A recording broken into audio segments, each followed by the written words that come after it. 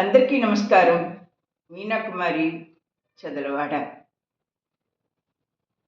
ఈరోజు ప్రతి మనిషి జీవితంలో జరిగే కొన్ని కామన్ సంగతులు తెలుసుకుందాం. మనిషి జీవితం విచిత్రమైనది. జీవితం అంటే కష్ట సుఖాల మిశ్రమం. అవి అనుభవించాల్సిందే. ఏనైనా నాది అని చేస్తే, ఏ పనైనా సరే నాది అని చేస్తే బాధ్యత. కాదు అనుకుంటే చాలా బరువైపోతుంది. ప్రతి జీవితంలోకి ఎవరు ఊరికే పరిచయం కారు. ప్రతి పరిచయం వెనుక ఏదో ఒక బంధం ఉంటుంది. కొన్ని డబ్బు బంధం, కొన్ని స్నేహ బంధం. కొందరి కలయిక వల్ల మనసుకు ఆనందం వస్తుంది. మరికొందరి పరిచయం వల్ల వారి మాటలతో మనస్సు నిండా గాయం కనిపిస్తుంది. అలాంటి మర్యాద తెలియని వారితో స్నేహం మానేసి వారు కనిపిస్తే మౌనంగా ఉంటే మంచిది. జీవితంలో తీరిక లేని సమయాలను చూస్తాం. మనం కనే కలల ముందు మన బాధ్యతలు ఎక్కువగా ఉండటాన్ని చూస్తాం. చేతిలో డబ్బు లేకపోవడాన్ని కూడా చూస్తాం.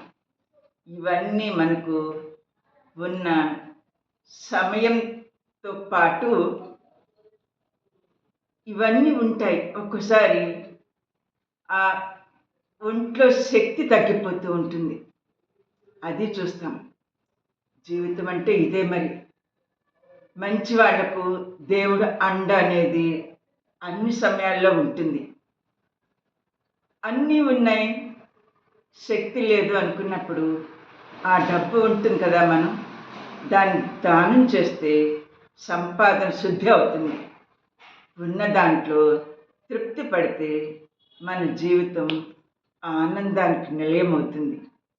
ఒక శ్లోకం చెప్తా, భగవద్గీతలో, అవ్యక్తాదీని భూతాని వ్యక్తమధ్యాని భారత అవ్యక్త నిధనాన్యేవా తత్ర కా పరిదేవనా అన్నారు.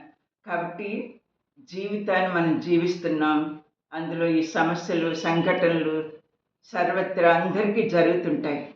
ఇవన్నీ మనం ఎలా తీసుకోవాలి? ఉన్న దాంట్లో తృప్తిగా ఉండేలాగా చూసుకోవాలి. అప్పుడే ఆనందం మన సొంతమవుతుంది. నా వీడియో కొత్త వాళ్ళు చూసినట్టయితే సబ్స్క్రైబ్ చేయండి. లైక్ చేస్తున్నారు, బాగుంది. కొత్త వాళ్ళు కూడా సబ్స్క్రైబ్ చేయాలని నా అభిలాష. మీనా కుమారి చదలవాడ.